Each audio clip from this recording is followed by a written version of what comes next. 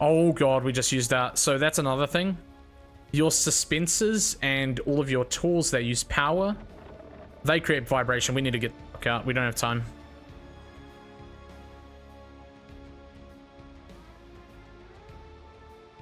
We do not have time, boys. We do not have time. We do not have time. Let's get the fuck out. Oh my god. He's coming after us. I think we did. I think we did. Alright, this video is going to be my comprehensive sort of impressions of Dune Awakening. I'm going to be pretty truthful, as that's always how I feel about games. I'm not going to try and hide things. I'm also going to speak positively and negatively about things I do and don't like. The first thing I want to start off with before we jump into everything is combat, because I know there's a lot of discussion around that, especially someone that is combat centered myself. Especially when past dev streams and gameplay, in my opinion, have not done the combat system justice. I thought it was really important to cover this aspect in depth. So I currently have over 25 hours on this creative playtest. Again, thanks to Funcom, I quickly want to mention that. We were given a playtest preview of Dune Awakening, me and many other creators to make videos on, which only included the start of the game. We only had access to the South Haga Basin Zone and the Eastern and Western Vermilius Gaps, which is about, I don't know, maybe the first 30 to 35% of the Haga Basin. So we still have some content to look forward to, but it will sort of follow the similar structure, and I will talk about that later on. When it comes to progression, as progression in this game is also an important element to talk about, and in my opinion, in short, it's done quite well, but again, I want to leave that in its own section. So again, to start off with, the combat itself is really good. So I personally really like the combat, and again, as I said, the dev streams and past gameplay have not done the combat justice. In my opinion, the combat in Dune Awakening is fantastic when you get the, I guess, experienced with it. Much like in New World or Once Human or any other PvP or survival game, the combat of a 5-hour player to a 200-hour player is like drastically different, right? The experience, the timing, the precision, the excellence, I guess, of that player that has more hours is going to be able to demonstrate the potential of the combat far greater than someone with 5 hours that doesn't fully understand all of the systems they have to their expense.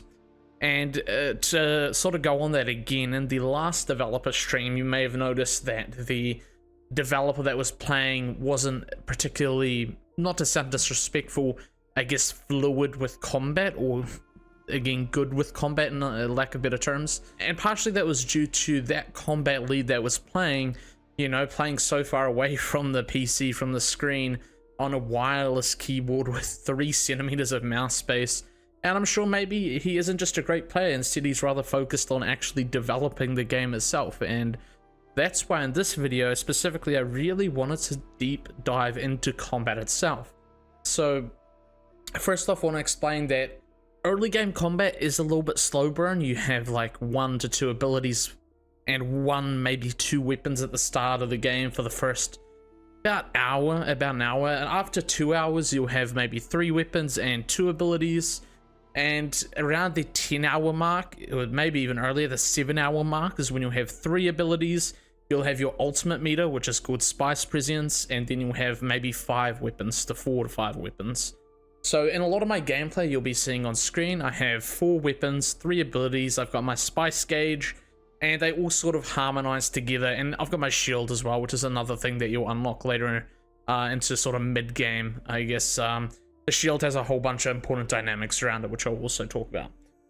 So with that said, you're seeing some examples on screen right now of how I utilize combat. You know, there were some issues, but primarily not actually on the network side.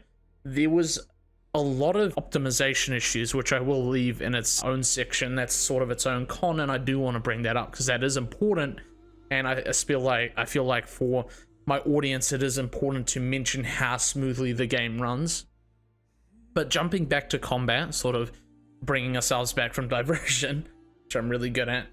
On the note of combat, again, you have 3 abilities. I had around 4 to 5 weapons during the gameplay you're seeing, and I also had the Spice meter.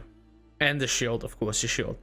So these all sort of work together, and when you get really good at it, you can create some really cool combo chains. For example, I was playing the Trooper archetype in this gameplay, in this playtest, and that is just one of 4 different archetypes, or classes rather.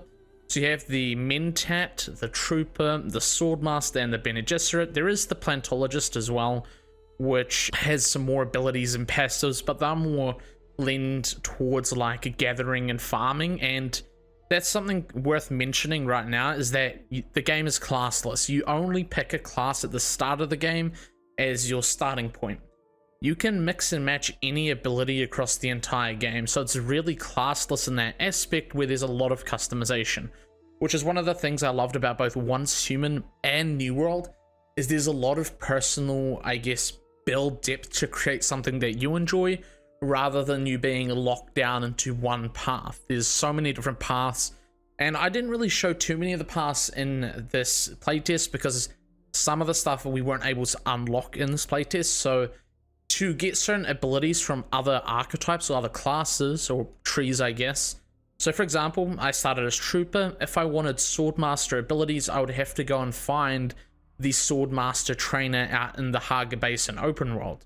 But that Haga base, or sorry, that Swordmaster trainer was not located in the starter zones that we were allowed to play in. So I have a pretty good understanding of a lot of the mechanics combat related, and when you get good at it, it feels amazing. So that's something I want to point out. In the hands of a good player, the combat system is fantastic.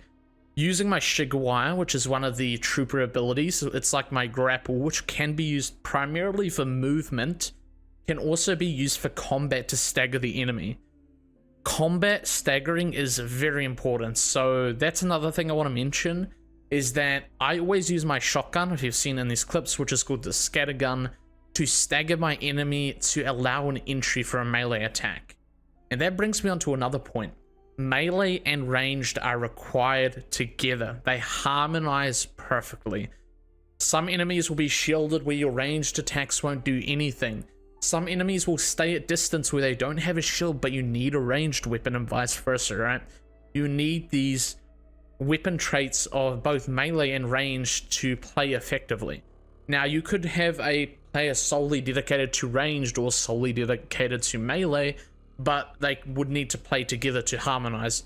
If you're a solo player, you really need a bit of both. It's almost essential. In fact, it's quite literally impossible to play without a bit of both. You need melee or shielded enemies, you need ranged for when you're biting off a bit more than you can chew. So again, watching the gameplay, you'll pick up on the things I do, where I use grenades, where I use the Shigawire to give a stagger, where I use the shotgun, the scattergun, to get more staggers and open up for melee entries, or if I'm playing at range and just using a rifle on enemies that don't have a shield.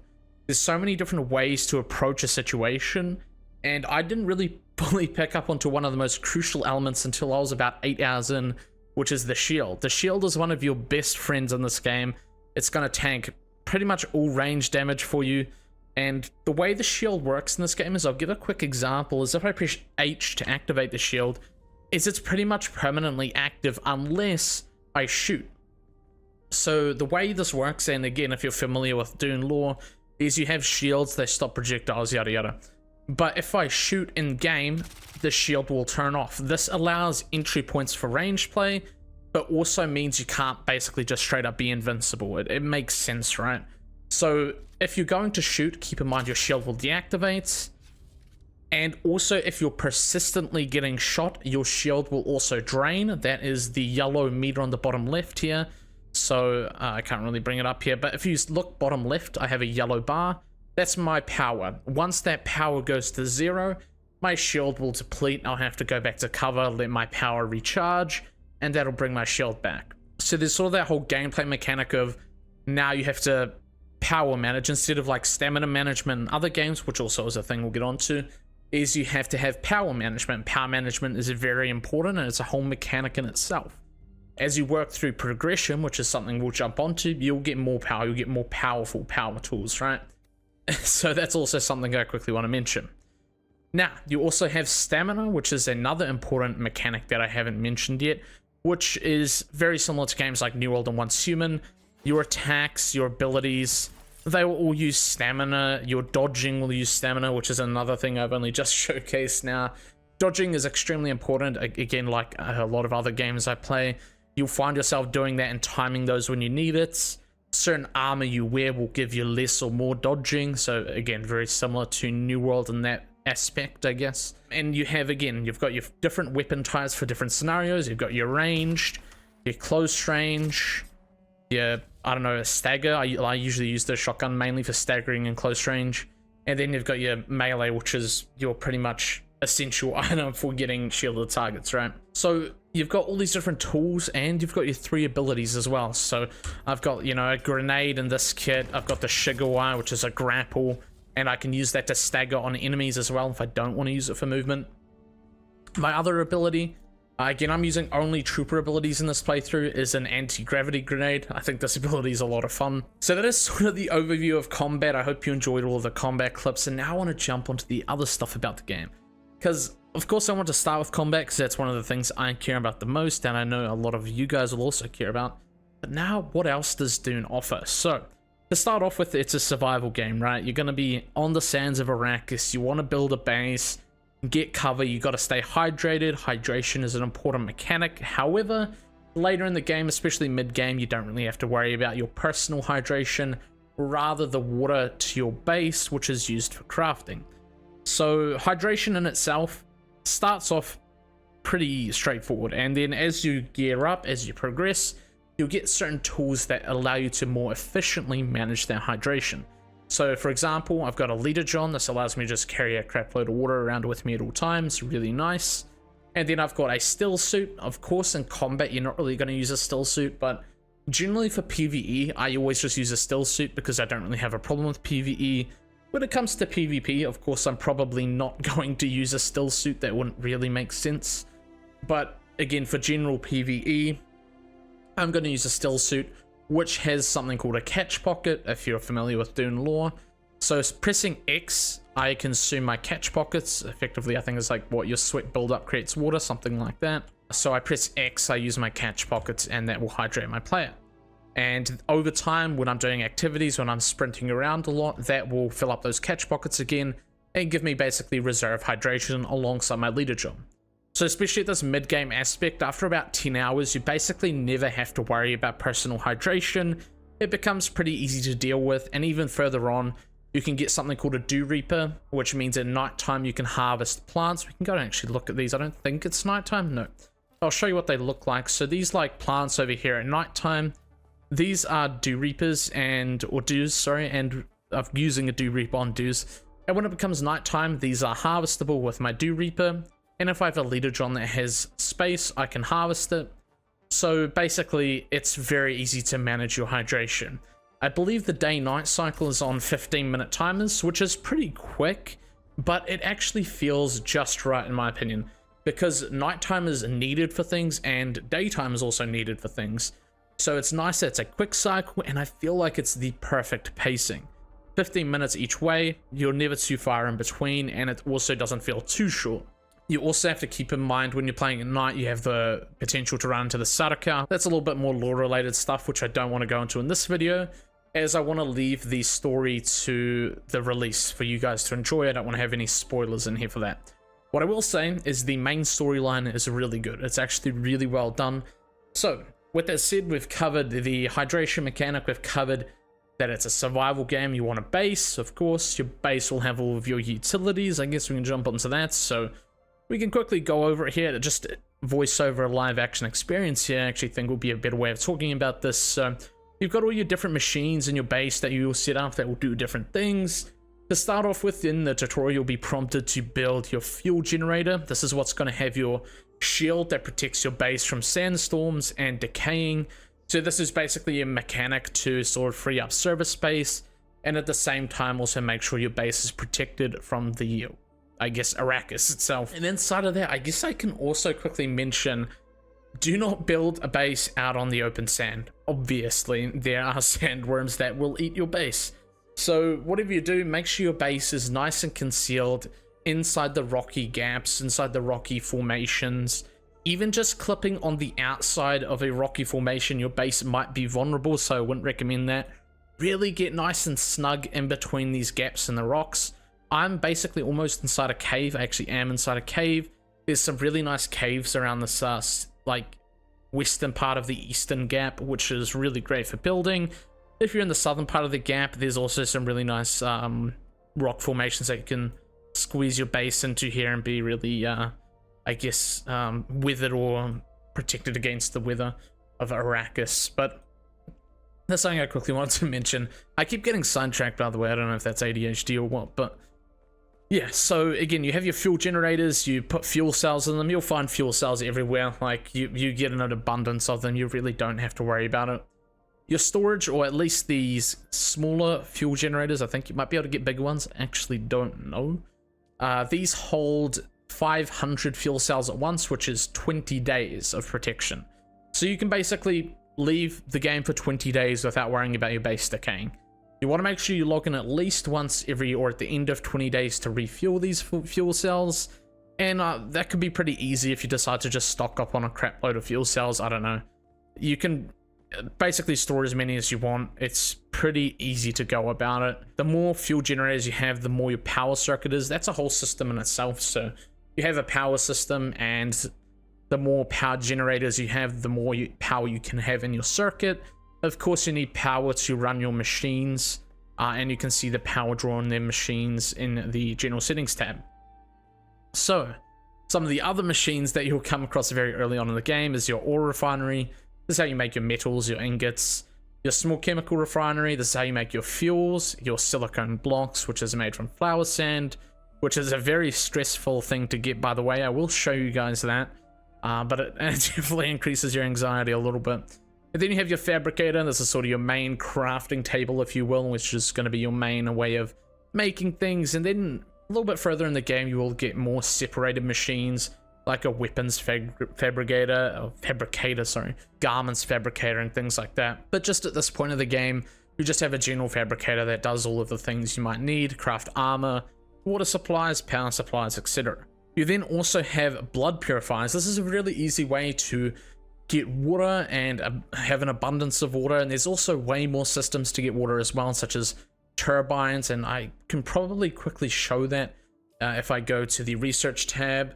So this is a wind trap. This is another way of getting water. But the way the blood purifier works is, I can showcase it here. You use something called a blood extractor, and basically when you kill enemies, you can extract their blood, store it in a blood sack, take that blood sack to a blood purifier, put the blood in the blood purifier, and it will purify into some water. And you can store water in your base, and you can of course increase your water capacity in your base by adding more water cisterns. And of course you can just drink straight from water cisterns as well if you really wanted to. Alongside that, you obviously have storage. There's also quick deposit, which is a really nice feature. So for example, let's say I split half of these. We took them out, just as an example. I did quick deposit. It's instantly going to put them back in. So it's a really nice way to keep storage easily organized without having to go through and manually sort. You can simply just go up to your boxes when you've come back from a journey or an expedition and quick deposit. So I quickly want to mention there's some really nice quality of life features in here.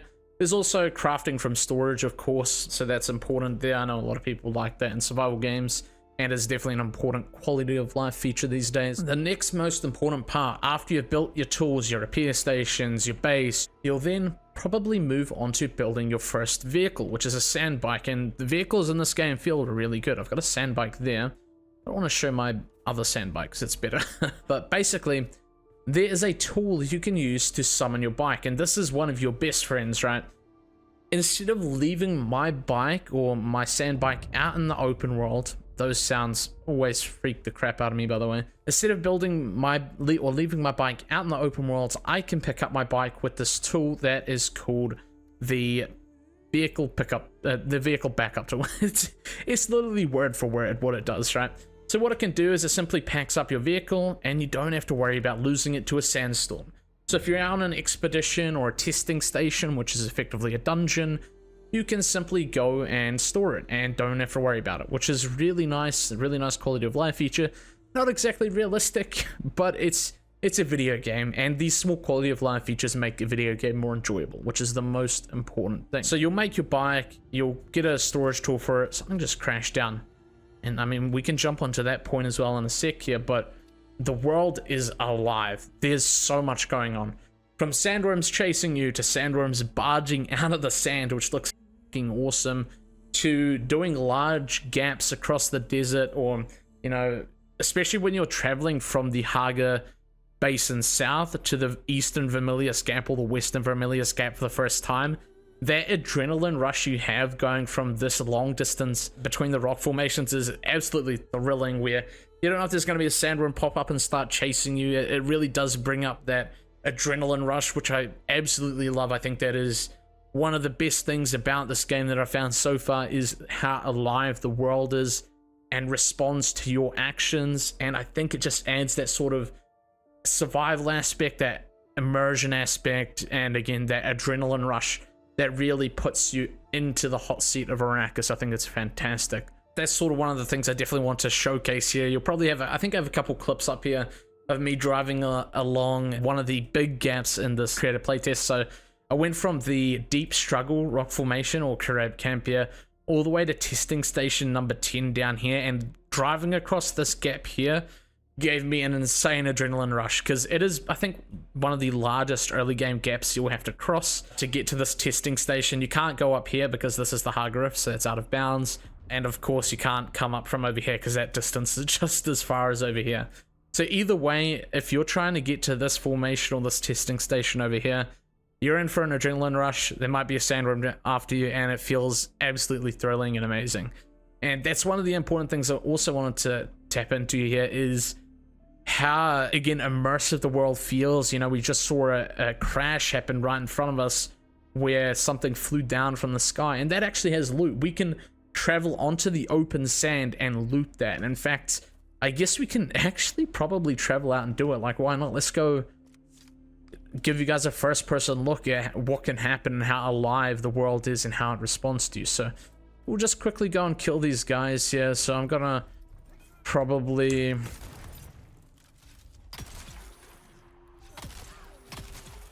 So we'll just deal with those guys here real quick. And again, you can see how fluid combat is when you start to get good at it. And you start to sort of analyze how to approach things, which enemies you should stagger. I generally always go for the melee guys first, and I stagger them before they can even pop their shield. It makes it really, really easy. We'll turn off our shield here. Something else I quickly want to mention is your shield is constantly vibrating, right? So if you have your shield active out on the open sands, that's just going to attract a sandworm. So we want to make sure that we absolutely do not have our shield on. Now, this is risky. Going to these wrecks in the open desert is an absolute adrenaline rush. And there's a high chance we could get eaten right in this demo I'm recording for you guys. So let's do it, man. Let's do it. Let's full send.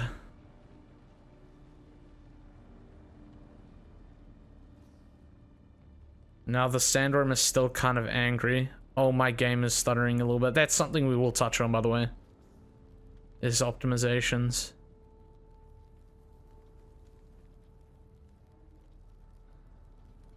Okay.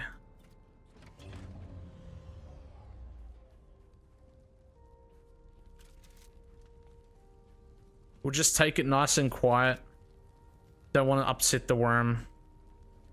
Could almost call this sand walking if you wanted to. I don't know where we get in here. Oh god, we just used that. So that's another thing. Your suspensors and all of your tools that use power, they create vibration. We need to get the fuck out. We don't have time.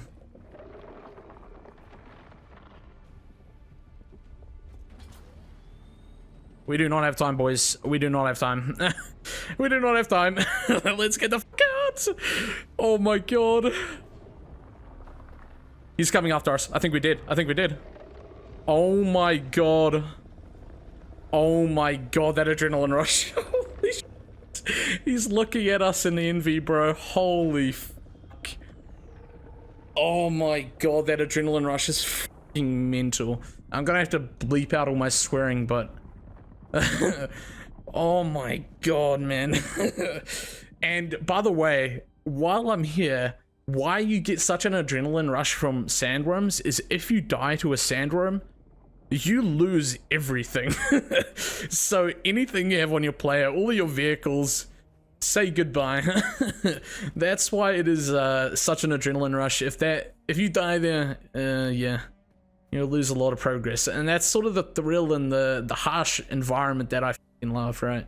And again, I have to blur out that swearing, but oh, that alive, that sense of being alive. I haven't had that in a game in so long. It feels incredible, man. And that's why I think this game is going to be very popular for people that love the Dune universe. They absolutely nailed that experience. And when you're in the deep desert, from what I've heard, the sandworms are even larger, so that's another thing. That's only the baby worms, the little guys, not the big fish in the sea. But yeah, so the world is alive. It feels immersive, incredibly immersive. The world will respond to you in ways that not many other games have captured for me, and that experience is unparalleled. It really is. So you have the alive world, the crafting, the base building, the vehicles, the combat, and to top it all off, you have progression, which is the next point we'll jump onto. Progression in Dune Awakening, much like other survival games, even MMOs, is very streamlined. It's very easy, in my opinion, to pick up. So we'll jump into the UI here, because I want to give you guys a little bit of an overview on how progression works. So this is our inventory. We have our backpack on the left, we have our loadout in the middle, and we have our character on the right. There's some really cool hotkeys you can use to also filter your backpack. So if I press A, it's going to switch to loadout, and it's going to filter my backpack to things that can only be equipped. So this is a really nice way if you want to simply filter your backpack and equip different stuff in your loadout that's in your, again, backpack. And if I press D this time around, it's only going to showcase stuff that I can put on my armor or on my utilities. So like the suspensor belt, some light armor, etc., which is really, really nice. I do like that touch. And it's just one of those small quality of life features. And that also includes being able to hide your helmet and hide the eyes of a bad. Again, you also see that I have 35,000 Solari. This is the currency of Dune Awakening. This is what you'll be using to buy and trade with other players at the exchange and etc. And if I died to, for example, if I died to the Sandworm right before, with all of this Solari on me, with 35,000 Solari on me, I would have lost it all. So that's like the harsh realities, and that why there's such a big adrenaline rush to, I guess, the experience, right? And I love that, man. So with that said, jumping over to the crafting tab, this is where you can craft stuff on the go. For example, if you need more darts, or aka bullets, you can simply make that on the go. Really nice and easy, small quality of life feature. You don't have to go all the way back to base to get ammo, which is really nice. Same with, like, I guess your makeshift gear. You're not going to be using this after a couple hours, but this is what you'll do at the start of the game. You'll get this stuff. Now, I always craft bandages. I still use bandages now, just because they're nice and easy to make, and I don't always need a mid kit, which is really handy. Then you have the research tab. This is much like a tree or a skill tree, or sorry, not a skill tree, a research tree in other games. You'll get points that are called intel, and you'll use that intel to unlock recipes. Now, this is the spit dart. This is going to be one of my weapons that I use in my build and at launch. I can't wait to use the spit dart. Looks like a sniper rifle. Perfectly suits my playstyle, so I would go hit space and unlock that, and now that would show up at the fabricator. Now, I believe I need the weapons fabricator for that to show up, which we can't get in this playtest, which is like a separate building item. I guess I could actually show that. So if we go to the research tab, then we go to the construction tab, and then we go to steel. Yet we have the weapons fabricator right here. So that's where I would make steel and above a utility, right? Steel and above weapons, which is pretty important. So that's how that works. And to get intel, I guess I could probably mention that. If you want to get intel, that is located at POIs. So it's a very looter shooter-esque in this way. This is where a little bit more of the MMO progression comes in my opinion, is you'll go around clearing these camps, these POIs, and it'll give you intel. Each intel drop gives you, I think, 5 points, so you'll get a lot of intel, but you'll also need a certain amount of intel to reach new tiers. So for example, to get to aluminium products, you need to have 300 intel spent. So you need to be clearing these POIs to actually progress, which is a good way of doing it. It means you can't rush the experience. It means you actually, you know, have to enjoy the game for what it is, which I think is cool. I think it's saying, hey, slow down, enjoy yourself. And I really do think that even though I'm looking forward to the in-game Deep Desert PvP the most, I enjoy the early game a lot, and that's part of the experience, right? 40 to 100 hours in the Haga Basin. For experienced players, it will be a little bit less. For new players, you might see yourself spending up to 50, even 80 hours in the Haga Basin, just familiarizing yourself with the game, learning the ins and outs before you travel to, you know, Arrakis, Harko Village, and last but not least, the Deep Desert, right? So there is a lot to do even in just the Haga Basin. The Haga Basin is a whole, in my opinion, game in itself. You've got the social hubs, you've got the Deep Desert, which is the in-game systems, and then you've got the Haga Basin, which is basically just a survival RPG in itself, in my opinion. You have 40 players, you can base with your friends, build with your friends, and you can visit your friends' seiches. We got confirmation on this, and my ADHD is going off here. Here we go. So you have layers of the Haga Basin on a server to accommodate more players, and you can visit your friends if they're on a different layer of the Haga Basin, with a small caveat that you can't move your base to their site or layer. But you can visit them, they can give you perms, and they can build around and expand your base. So if you wanted to do a guild base and just abandon your personal base, you absolutely could just have a guild or a full-man base, right? So there is the option to work together as a group on one base and multiple different bases if you wanted to take that approach. Ideally, you would want to hopefully all organize yourselves ahead of release and, you know, align yourself all on one sitch, which would make it much easier for basing and grouping instead of having to go through the whole visit system, which I'm sure is, you know, was one of my concerns in my last video I made, and I'm happy that they cleared that up, that there is that whole system where you can visit your friends, where you can have permissions, where you can simply just have a team base and call it there. You don't need the personal bases, which is great, right? So, with that said, we've talked about how the Haga Basin is quite a large experience. There's a bunch to do. There's testing stations, these are your dungeons. There's the outposts, which you get your intel from. There are a bunch more POIs. The wrecks, these are PvP zones. So these little green icons are PvP zones. The wreck of Palace and the wreck of Aketon are PvP zones. Now, you're probably thinking, oh, isn't the Haga Basin just a 40-player zone? There won't be much PvP here. I think you're wrong. Now, the one reason why I actually think there is going to be PvP in these zones in the 40-player Haga Basin layers is because it has some essential resources. Now, I do want to mention there are more ways to get the resources you need for progression, but one of the easier ways, in my opinion, to get these resources for progression is going to the wrecks. Now, the resources I'm actually talking about in particular, I can showcase here. I think I have them somewhere here, unless I've used them all. Is stuff like this, yeah. So mechanical parts, I might have more in here. Mechanical parts and plasteel microflora fiber. And there's obviously different tiers of these, which I will jump onto a little bit more in progression later. And these parts are earned from the wrecks. Now, in the Haga Basin South, the first starter zone of the game, the wreck here is PvE. This is not a PvP wreck. But as soon as you jump into the eastern and the western gaps and above, that's where wrecks become PvP zones, which might have people, and this is why I think there's going to be PvP at launch in Haga Basin, is there's going to be people that want to camp these wrecks out, which does, in my opinion, I think that's fun. I think that's a little bit of the fun of it, right? There's that sort of chance of running into players to battle it out with, duke it out with. But if you don't want to PvP, if you really just want to only PvE, you can go to the trade posts, which in this case, it's the Anvil in the Eastern Vermilius Gap, and you can use Solari to buy these resources. You can navigate the entire game without even going near PvP. Now, for my PvP friends, again, as I said, I expect there to be PvP at these wrecks while leveling up. I don't think a majority of the PvP will be in the Haga Basin, right? A lot of the Haga Basin is purely going to be PvE, and that's fine.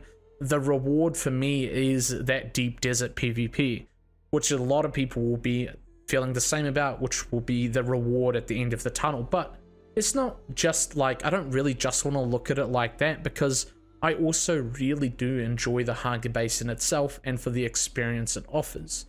Going to testing stations for the first time is a lot of fun, and navigating those layouts, those mazes. Some of them are almost, especially like the first testing station I did, there were so many different paths I kind of confused myself and I missed a couple places. And that's sort of the fun of it. You're navigating, you're exploring, and exploring these kind of worlds for the first time is a really unique experience that you never get to have again, right? This was the same for me in Once Human. I never got to experience that feeling of exploring the map again once I'd already done it. And that's a once in a lifetime experience, especially with this game. Going through those zones for the first time, enjoy it. Don't rush yourself, please. Because the Haga Basin is its whole own, effectively, game, as I said, that has all of its own elements that you can enjoy before you get to the deep desert. Of course, the deep desert is what most people are looking forward to, especially PvP. But again, it's a whole experience that I really think you should enjoy. With that said, we can now jump onto the skills tab. So this is the Trooper skill tree.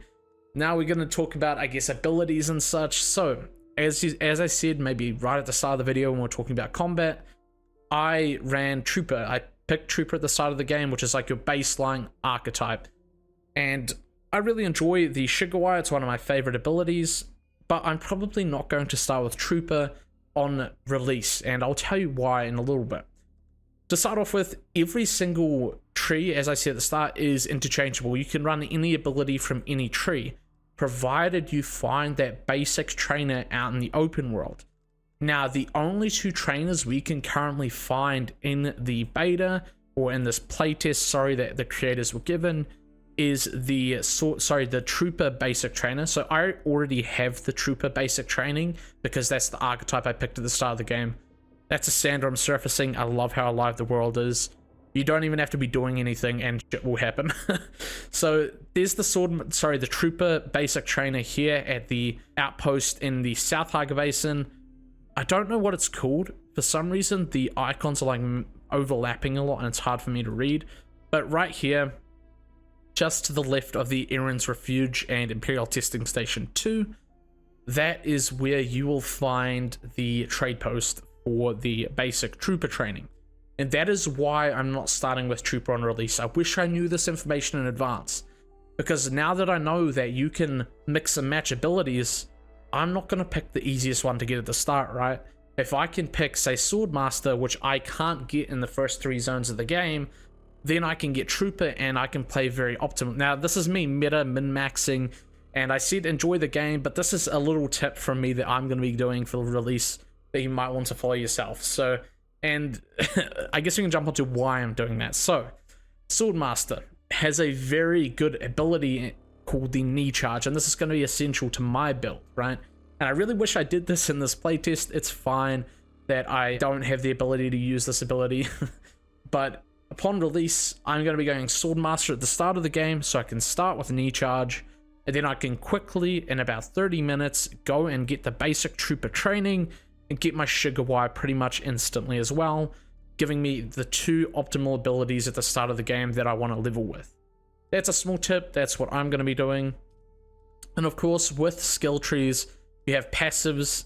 Now, there is a max amount of skill points you can have. I don't actually know the max amount of skill points, but you can mix and match, as I said, passives, abilities, whatever. You obviously can't have every passive in the game from every tree. You don't have enough skill points for that. So you're going to have to theory craft certain things that you find work, that you find are optimal for your build. And again, this is going to be where a lot of the build guide stuff comes in, which I'm really looking forward to. Coming from New World and Once Human, I really did enjoy theory crafting fun builds and sharing them with you guys. And that's no exception here. You also have respec down the bottom right. Keep in mind, you can only respec once every 48 hours. Which is a fairly long cooldown, but I also think it's a bit of a balancing act. So I don't know, I don't mind it. It is what it is. Maybe they'll ease their restriction, I'm not sure. Maybe they can make it have a Solari cost to respec after the first one.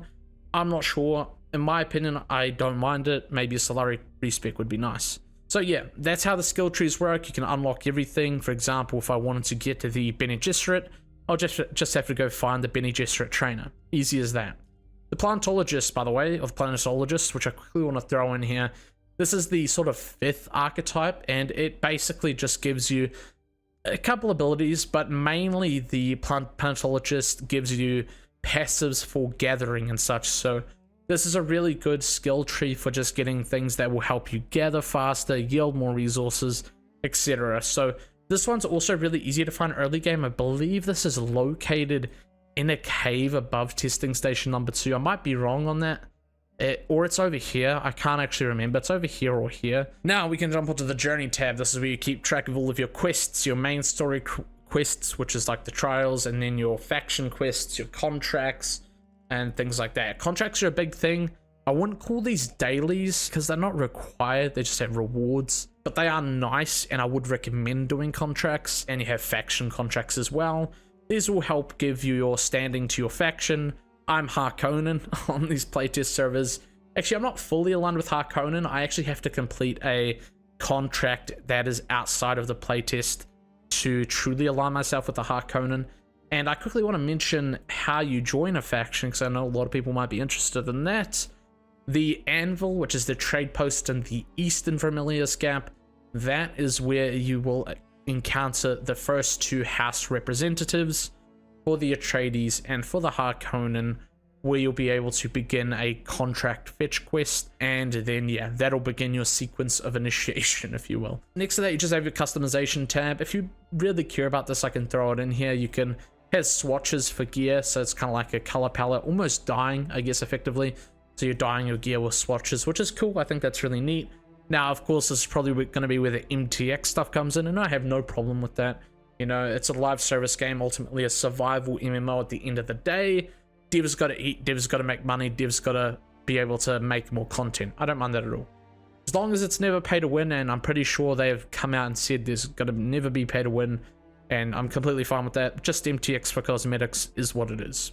You can also dye your vehicles, by the way, which is pretty cool. So customize your vehicles via the welding torch. You can customize your armor. You can get pretty, you know, creative with it. I assume there'll be hundreds of different swatches you could get in the live game. But yeah, so that's sort of the basic overview of everything. Now we're going to jump onto the cons, and there's a few. The first one being optimization. Now, I ran the creator benchmark like, I don't know what, a month ago now, I think it came out. The character creator benchmark gave me completely different results than I actually got. So I really want you to keep that in mind, that creator benchmark is not a representation of how well the game will run at all. And I also want to mention that this is a beta, so I understand that things are not properly optimized. But I do want to leave that as a warning, as you know, we're only a month and 20 days from release, right?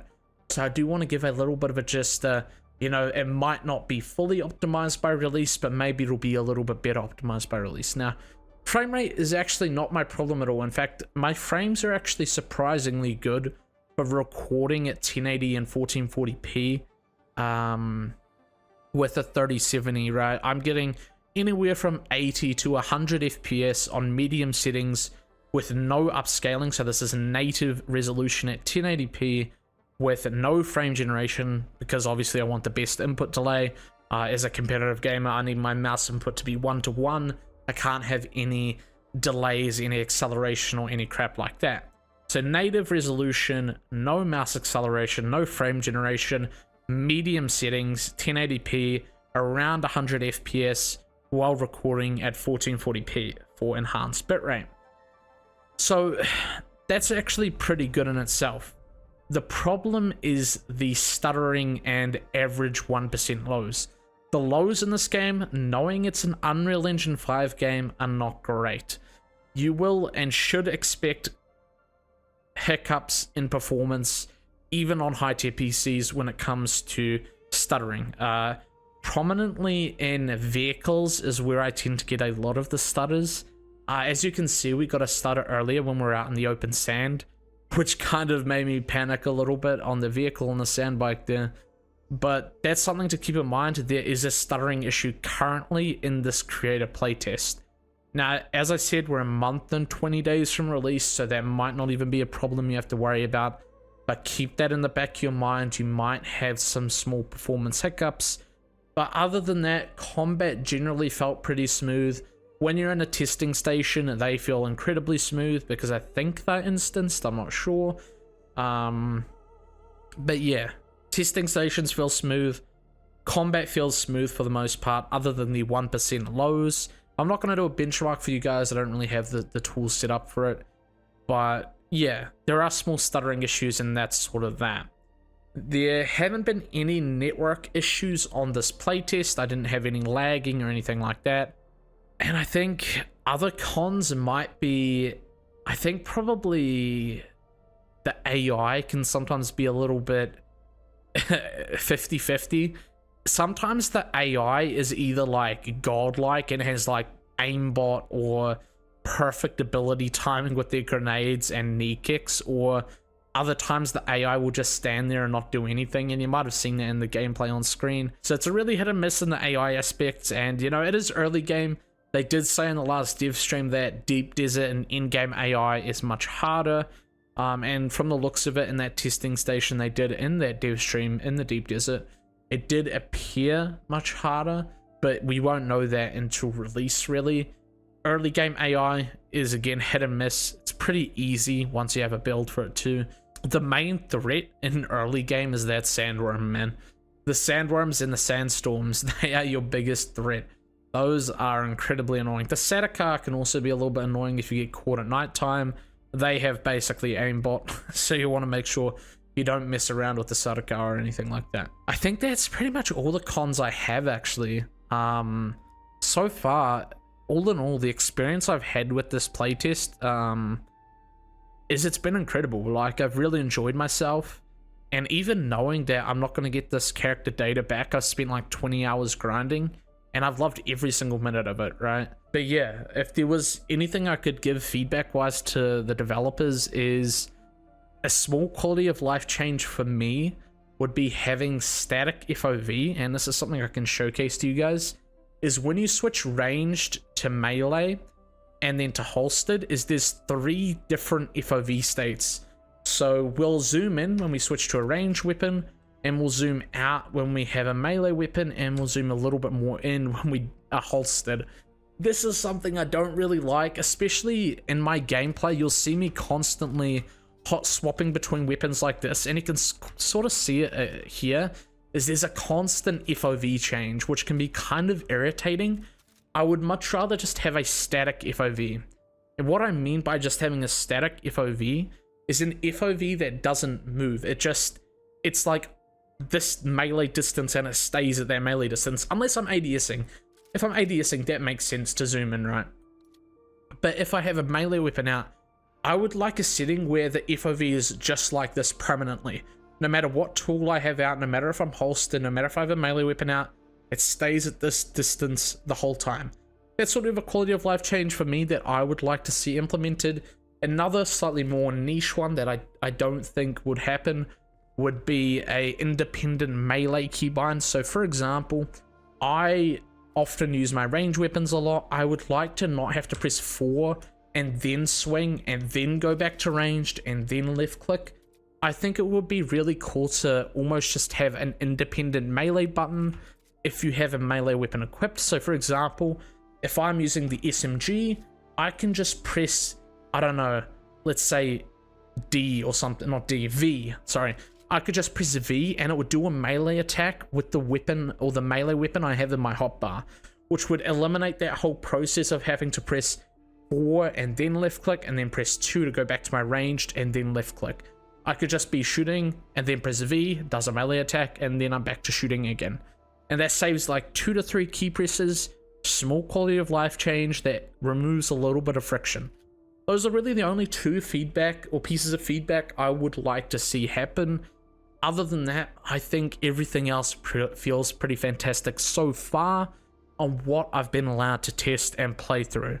which again is the South Haga Basin, the Eastern Vermilius Gap, and the Western Vermilius Gap. I've pretty much completed all of the content. I've left out some PYs here, but I pretty much cleared most of it. I've done most of the left side. Of course, I haven't done some caves. Caves are where you get the resources to make still suits and mid kits and things like that, and I don't really need to go into all of those. There's also a sandstorm rolling in. This is also another cool thing.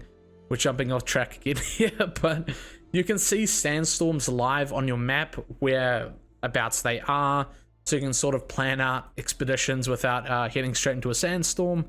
And you can see them like well off the map as well, so you can keep track of them and keep tabs on them pretty well. It also says the category of sandstorm. So for example, I believe in the Vermilius Gaps in the South Basin, this is like the max sandstorm tier you can get. So yeah, I guess I can also mention in-game progression. There's 6 different tiers. I'll quickly throw that in. There's 6 different tiers of gear. You can see it in the UI here. Plastanium being the in-game tier, the tier 6 gear. From what the developers said, you can only get from the Deep Desert. I don't know. And then I guess I didn't showcase this. Uniques. Uniques are like blueprints, unique formulas that you find out in the open world and testing stations, etc. They have unique perks, better perks than just the baseline green. So these are like all of your good gear. So I got a tier 4 schematic. I think this is a tier 4, right? Yeah, aluminium after steel. So I got a tier 4 schematic somehow. I don't know where I got that. I think it was at the top of a rock or something. And yeah, I don't know if that's intended or not, but yeah, you can get a lot of different unique pieces of gear, and it looks like there's a whole sort of in-game belt around that, which is pretty exciting. So yeah, that's its whole system as well, and they're called uniques, by the way. So uniques are something that's very important to, I believe, the in-game, even just early game, you can get a lot of them as well. So like I got a sword here and a Legion tattoo, which I have been showing throughout the gameplay here. And yeah, I think that is finally everything I want to talk about. Almost wrapping this video up at an hour, but I wanted to give a really comprehensive review of the game and my experience with it and how fun it's been for me. And I really do think the game will be a lot of fun. There obviously is going to be launch day queues on June 10th. If you didn't know, the game got delayed. But yeah, that's pretty much all I wanted to talk about. I really enjoyed making this video. I want to thank Funcom once again for letting me test the game and give my honest opinions, you know, allowing you guys to get a completely honest review on the game, or the early game at least. There's going to be an open beta on May the 9th, so if you're looking to try the game for yourself but not ready to pull the trigger, you will be able to get a key and play the game open beta on the 9th of May, and I will be giving away keys on my stream on twitch.tv/MaleOreo, and you'll be able to, you know, play the game for yourself over there, which is pretty exciting. So with that said, I'll see you guys on, I guess, yeah, the 9th of May for a live stream on Dune Awakening, which is pretty exciting. I do have more Dune Awakening videos planned in between then, but you have to find that out as they release. This is the sort of overview, first impressions, reviews, deep dives of the whole game itself. And yeah, I'll see you guys in the next video. Peace.